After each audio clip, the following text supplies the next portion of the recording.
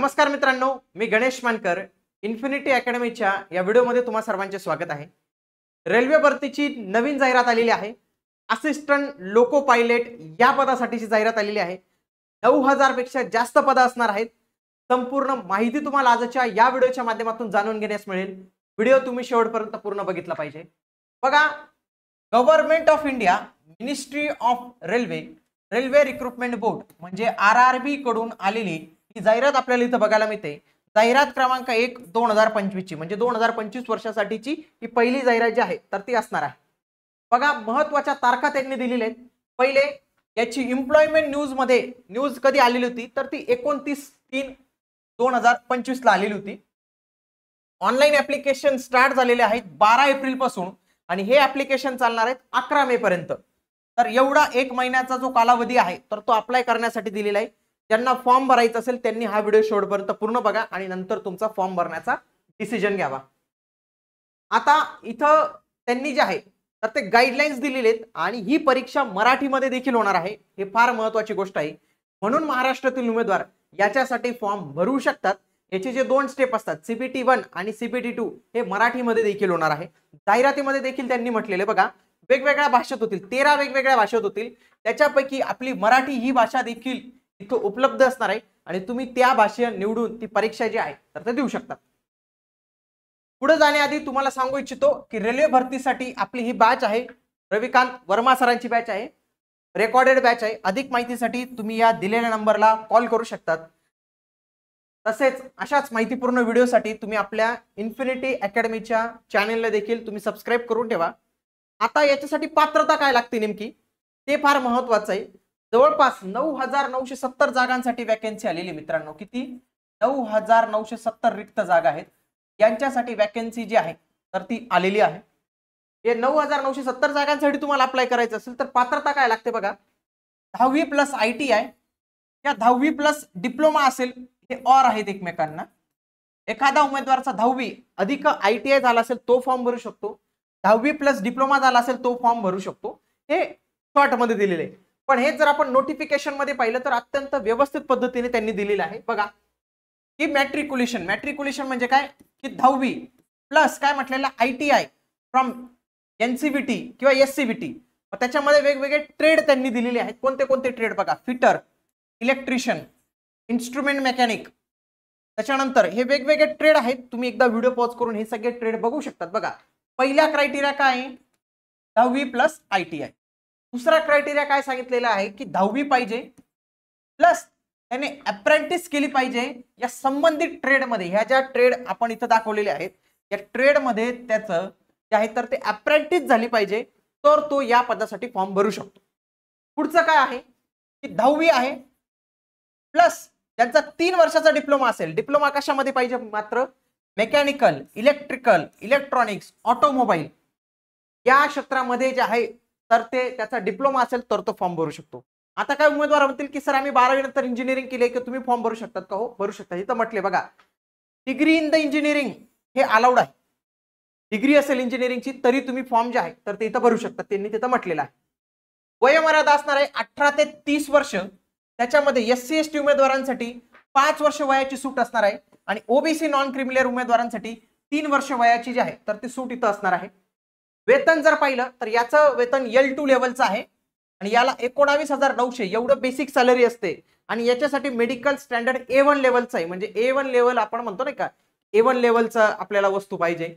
A1 level म्हणजे excellent लेवलचे तुमचं जे आहे तर ते विजन असलं पाहिजे. आता जर याचं इन हँड वेतन पाहिलं तर जवळपास 24 म्हणजे 25,000 रुपये इन हँड वेतन पडतं. 19,900 बेसिक पे आहे, त्याला 1900चं ग्रेड पे आहे. त्याच्यानंतर महागाई भत्ता भेटतो जवळपास 10,000.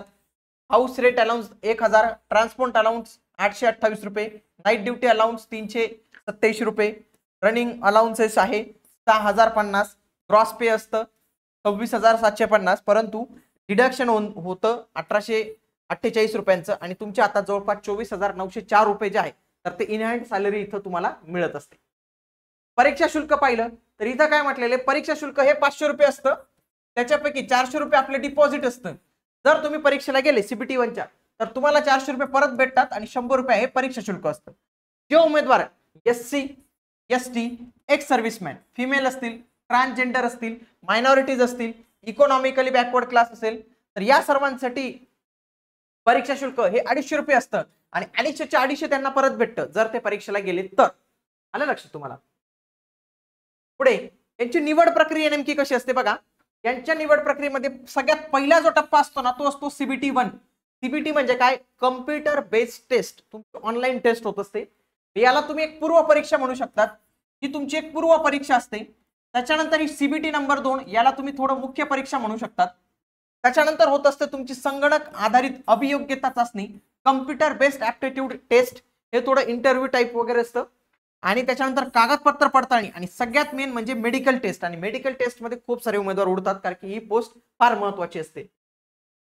CBT 1 चा जो आपण सिलेबस पाहिला तर तो अशा पद्धतीने आहे. CBT 1 मध्ये विषय कोणते आहेत बघा. गणित हा विषय आहे, सामान्य ज्ञान बुद्धिमत्ता चाचणी आहे, सामान्य विज्ञान आहे, GK आहे आणि चालू घडामोडी आहे.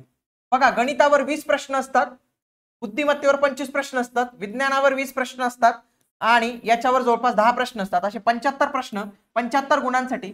आणि वेळ किती असतो मित्रांनो? 60 मिनिटे एवढा जो आहे तर तो वेळ दिलेला असतो. 60 मिनिटांमध्ये 75 प्रश्न सोडवणं थोडं अवघड जातं. का अवघड जातं? सगळ्यात महत्वाचं कारण की तुमचे 20 आणि 25 प्रश्न हे जे असतात ना जवळपास हे तुमचे 45 प्रश्न हे गणित आणि बुद्धिमत्तेवर असतात आणि त्यांना सोडवायला थोडा वेळ लागू शकतो. म्हणून तुम्हाला अत्यंत कमी वेळेत म्हणजे जवळपास T20 ची मॅच असते त्या T20 ची मॅच मध्ये कमी बॉलात तुम्हाला अधिक धावा करायचे असतात. त्याच पद्धतीने इथे कमी मिनिटात तुम्हाला जास्तीत जास्त प्रश्न सॉल्व्ह करायचे राहतात. या CBT 1 आणि CBT 2 मध्ये 1/3 ची निगेटिव्ह मार्किंग सिस्टीम असते. आणि जी तिसरी टेस्ट आहे कम्प्युटर बेस्ड ऍप्टिट्यूड टेस्ट त्याला कुठल्याही पद्धतीची निगेटिव्ह मार्किंग सिस्टीम नाहीये मित्रांनो. आता CBT 1 चा तुम्हाला अभ्यासक्रम जर सांगायचा झाला तर त्याच्यामध्ये विषय कोणता आहे बघा. मॅथमॅटिक्स. या मॅथमॅटिक्स मध्ये एवढे सगळे विषय जे आहेत तर ते आपल्याला पाहायला मिळतात. दुसरा विषय आहे मेंटल ॲबिलिटी, त्याच्यानंतर आहे जनरल सायन्स आणि इथं जनरल अवेअरनेस. तर हे सगळे घटक दिलेले आहेत. एकदा तुम्ही व्हिडिओ पॉज करून घ्या. त्याच्यानंतर आपण एक सेपरेट व्हिडिओ पण घेऊन येणार आहोत याच्या अभ्यासक्रमाविषयीचा. पुढे CBT 2 चा परीक्षा पॅटर्न कशा पद्धतीने असणार आहे बघा. पेपर 1 आणि पेपर 2 असतो. पेपर 1 मध्ये आपल्याला काय विषय असतात? गणित, सामान्य बुद्धिमत्ता, विज्ञान आणि अभियांत्रिकी.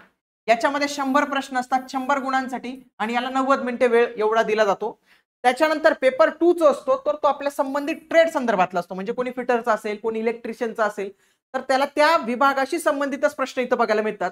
तर त्याचे 75 प्रश्न असतात. 75 गुणांसाठी वेळ असतो 60 मिनिटं. जवळपास 175 प्रश्न 175 गुणांसाठी विचारला जातो. वेळ तुम्हाला 1.5 तासाचा एवढा जो आहे तर तो वेळ इथं दिला जातो. याच्यामध्ये तुम्ही बघू शकता सेम सिलेबस असतो बघा. मॅथचा, जनरल इंटेलिजन्सचा, बेसिक सायन्स आणि इंजिनिअरिंगचा. तर हा सिलेबस ऑलमोस्ट जो आहे तर तो तुम्हाला इथं सेमच जो आहे तर तो बघायला मिळणार आहे. आणि तुम्हाला देखील रेल्वे भरतीची तयारी करायची असेल तर त्याच्यासाठी आपली रविकांत वर्मा सरांची बॅच आहे. ऑनलाईन रेकॉर्डेड पद्धतीची बॅच आहे. अधिक माहितीसाठी तुम्ही दिलेल्या नंबरला संपर्क साधू शकतात. भेटूया आता आपण पुढील व्हिडिओमध्ये. तोपर्यंत जय हिंद, जय महाराष्ट्र, धन्यवाद.